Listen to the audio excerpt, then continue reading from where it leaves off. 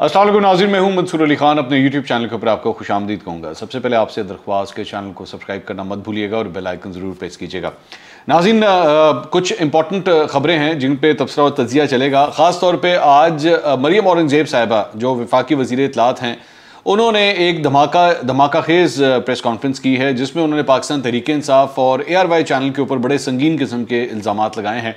मामला है क्या, वो केस क्या बिल्डअप कर रही हैं, मैं आपको उसका एक शॉर्ट वर्जन आपके सामने रख दूंगा ताकि आप समझ सकें कि गवर्नमेंट का केस क्या है जो वो ARY और पाकिस्तान तहरीक इंसाफ के खिलाफ बिल्डअप कर रहे हैं। लेकिन इसके अलावा चंद खबरें हैं, ज़रा वो आपके साथ शेयर कर लें। कल हमने आपको खबर दी थी कि इमरान खान साहब अपनी ज़मानतें कराने के लिए जो है वो कोर्ट गए थे और 15 मुख्तलिफ मुकदमात के अंदर उन्होंने अपनी ज़मानतें 5-5 हज़ार रुपये के मुचलके के एवज़ जो हैं वो करवाई थी। 11 मुख्तलिफ थानों के अंदर जो है ये उनके खिलाफ ये मुकदमात दर्ज किए गए थे।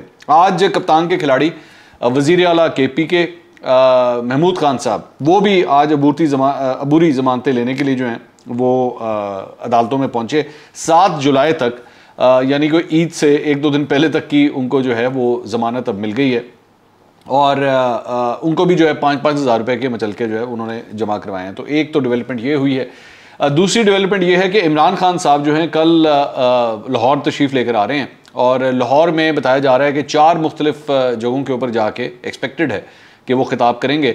इस सिलसिले में बाकायदा तौर पर जो CCPO लाहौर हैं उनसे सिक्योरिटी भी जो है वो तलब कर ली गई है इमरान खान साहब के लिए कि वो तशरीफ़ लेकर आ रहे हैं और ये दोपहर 4 बजे से लेकर रात 10 बजे तक जो है ये जो टाइम फ्रेम है इसके अंदर ये सिक्योरिटी उनसे तलब की गई है क्योंकि उन्होंने मुख्तलिफ इज्तिमात में जाके वहाँ पे खिताब करना है।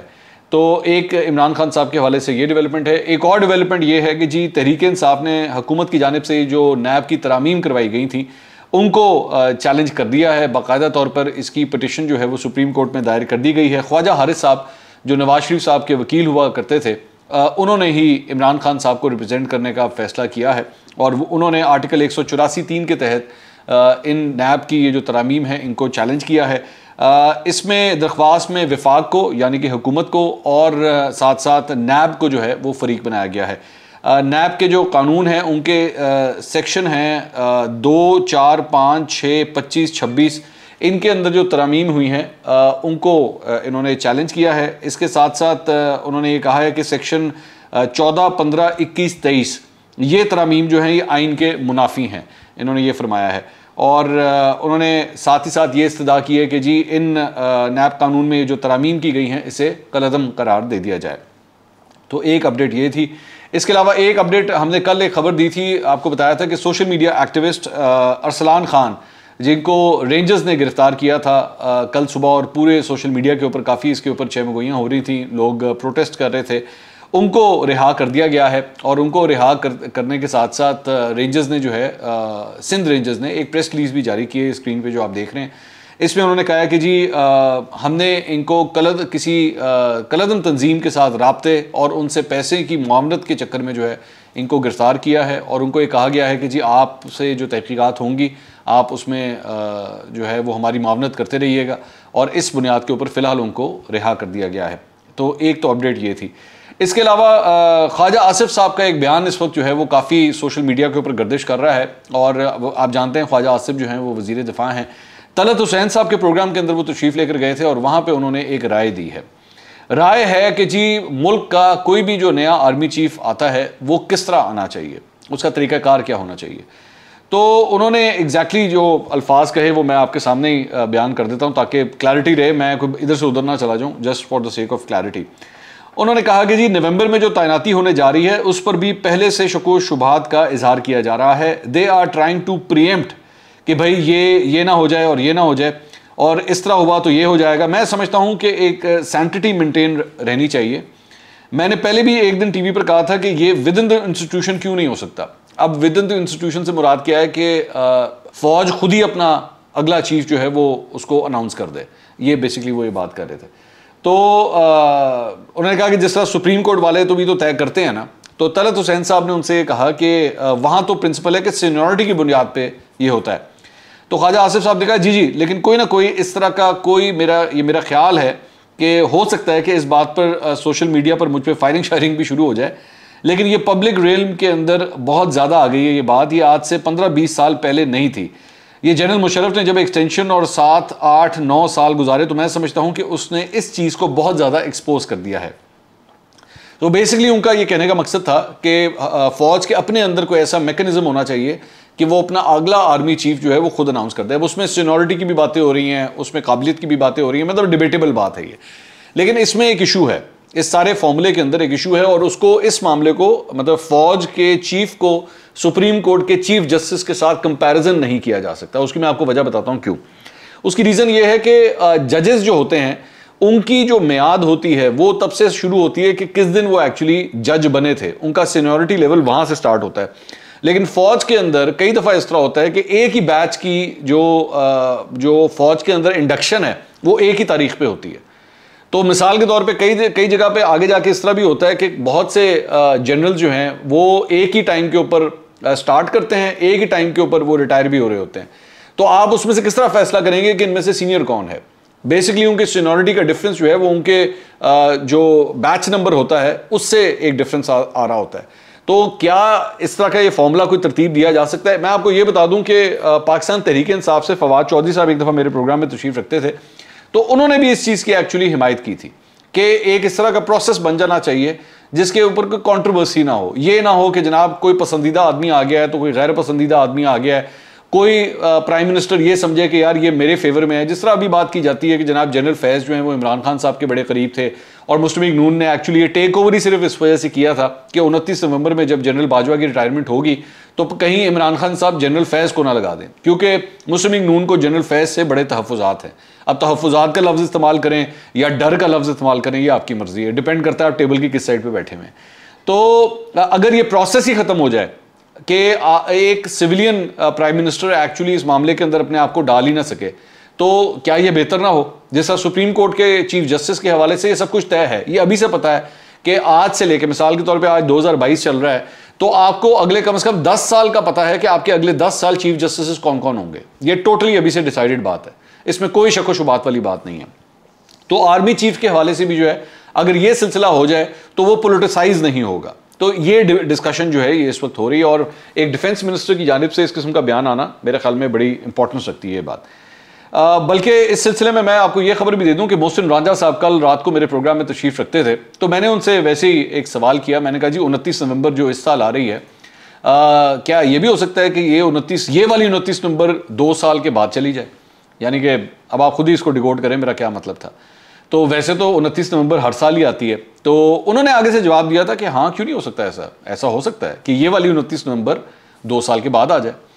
तो यानी कि कोई एक्सटेंशन वगैरह की बातें, इवन दो आर्मी चीफ की जानिब से ये बात DGI-SPR ये कह चुके हैं कि ना वो एक्सटेंशन उन्होंने मांगी है और ना वो उसमें इंटरेस्टेड हैं।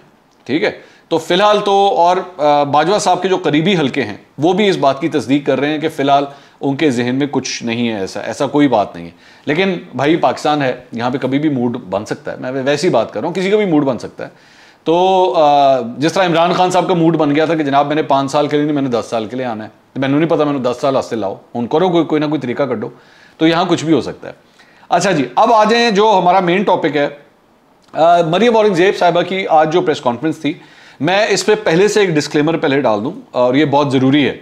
मैं हमेशा ये बात कहता हूँ कि खुदा के लिए पाकिस्तानियों को ब्रेन वॉशिंग की गई है पिछले 25-30 साल के अंदर।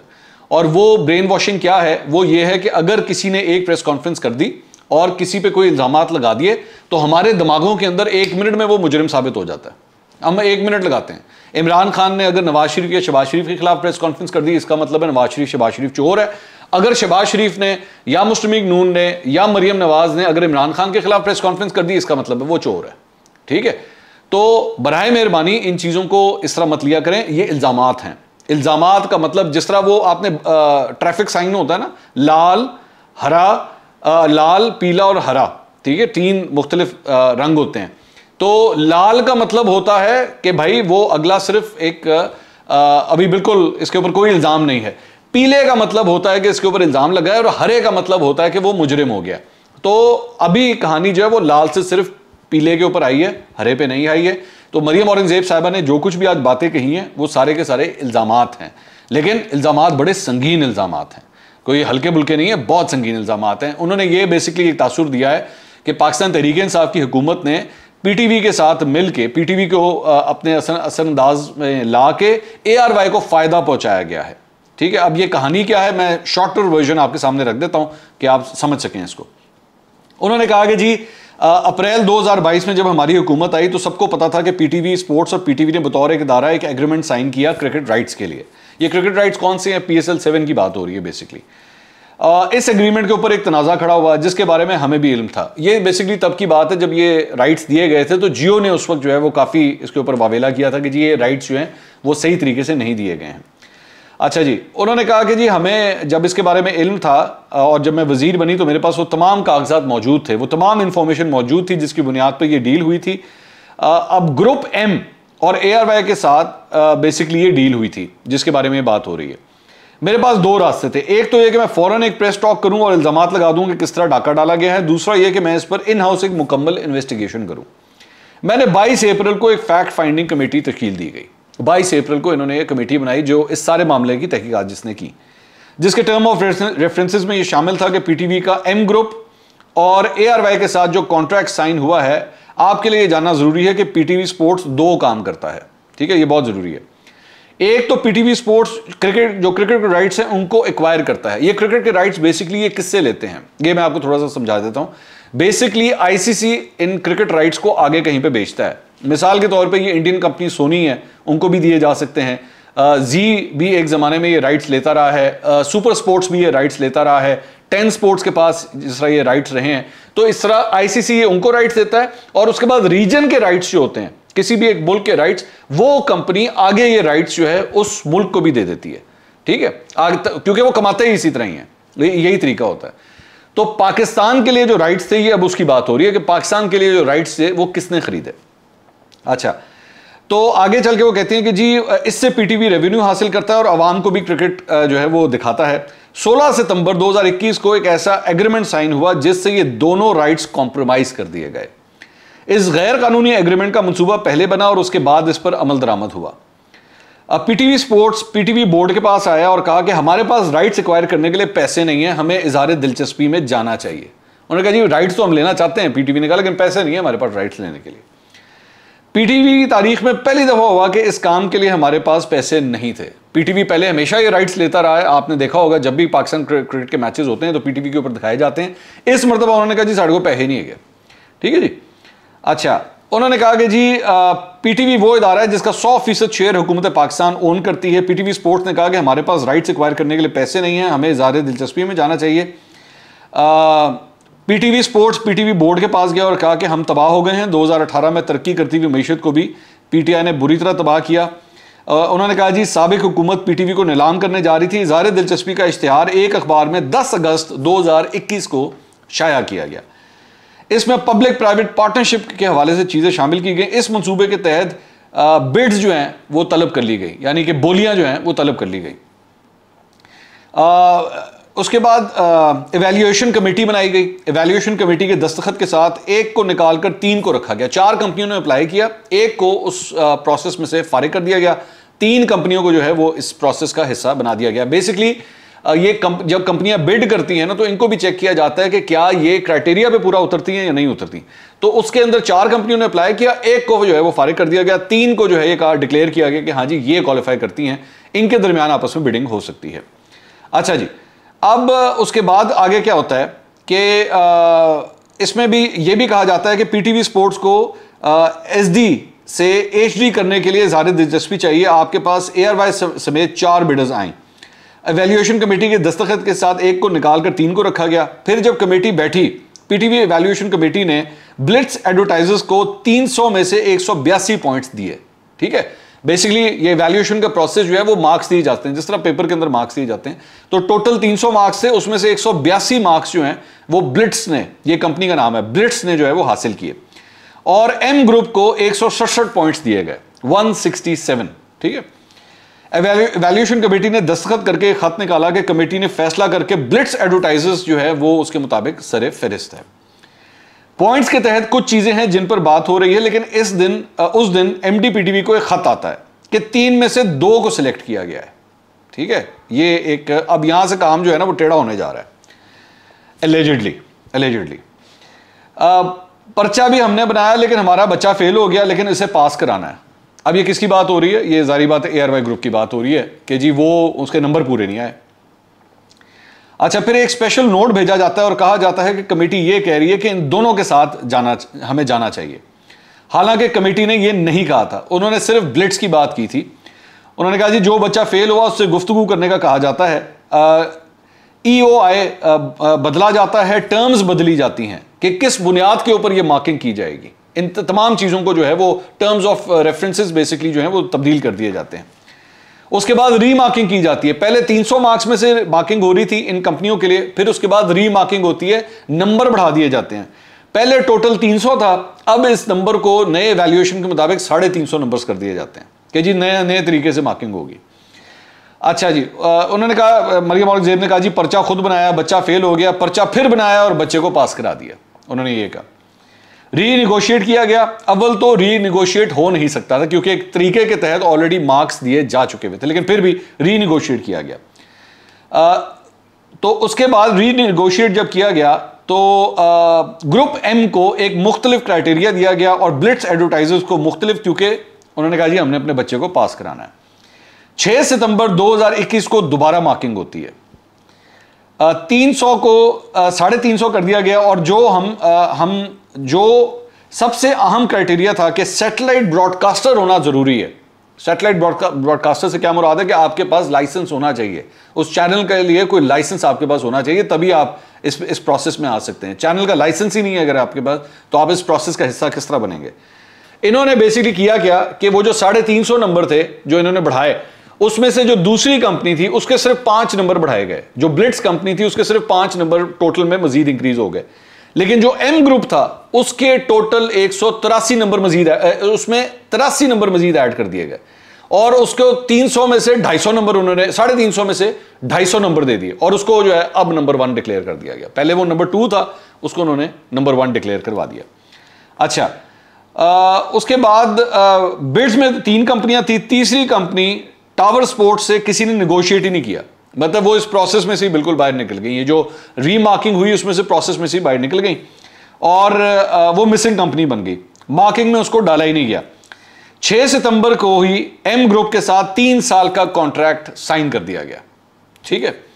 और फाइनल साइन होने से 2 दिन कबल यानी कि 14 सितंबर को A स्पोर्ट्स को पेम्ब्रा की तरफ से लाइसेंस जारी किया जाता है। अभी इस पूरे प्रोसेस में जब मार्किंग हो रही है, जब साइन हो रहे हैं, कॉन्ट्रैक्ट साइन हो रहा है, तब तक A स्पोर्ट्स के पास ब्रॉडकास्टिंग का लाइसेंस ही मौजूद नहीं था।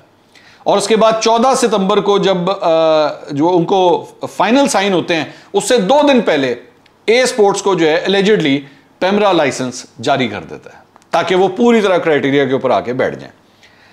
और इज़हार दिलचस्पी छपने के वक्त A स्पोर्ट्स के पास ब्रॉडकास्टिंग का ये लाइसेंस ही नहीं था। मतलब डे शुरू से जब वो प्रोसेस शुरू होता है हुकूमत के मुताबिक, मरियम औरंगजेब के मुताबिक, तब तक A स्पोर्ट्स के पास किसी किस्म का कोई लाइसेंस नहीं था। और आखिर में जाके जब एक्चुअली साइन होने जा रहे थे 2 दिन पहले पेम्ब्रा ने उनको लाइसेंस जारी कर दिया। तो उन्होंने कहा कि जी एक सोची समझी साजिश और मंसूबे के तहत आपका पैसा ARY और M ग्रुप को दिया गया। ये पूरा मंसूबा जो है वो कंसीव हुआ और जैसे ARY को टैक्स में छूट दी गई है। मरियम नवाज जो पहले इल्ज़ामात ऑलरेडी इनके ऊपर लगा चुकी हैं। तो ये जनाब ये पूरा प्रोसेस था। अब इनका बेसिकली हुकूमत का क्या कहना है? हुकूमत का ये कहना है, ARY को ऑलरेडी वो बॉयकॉट कर चुके हैं, उनका यही कहना है कि जी ये ARY को जो है फ़ायदे पहुँचाने के लिए, और आगे से ARY फिर पाकिस्तान तहरीक इंसाफ को फ़ायदे पहुँचाता रहा है और उनकी साइड ऑफ द स्टोरी को ज़्यादा उभार के आगे लेकर आता है और मुस्लिम लीग नून को जो है वो रगड़ा ज़्यादा लगाया जाता है। अच्छा, इसके ऊपर फवाद चौधरी साहब ने भी जो है वो अपना रद्द-ए-अमल दे दिया है। ये उन्होंने ट्वीट किया है। उन्होंने बेसिकली मरियम औरंगजेब की यही प्रेस कॉन्फ्रेंस की तस्वीर जो है वो लगा के, तो उन्होंने कहा कि जी मैं मरियम औरंगजेब को कहता हूँ कि वही काम करें जो उनको आता है, यानी कैंडी क्रश खेलें।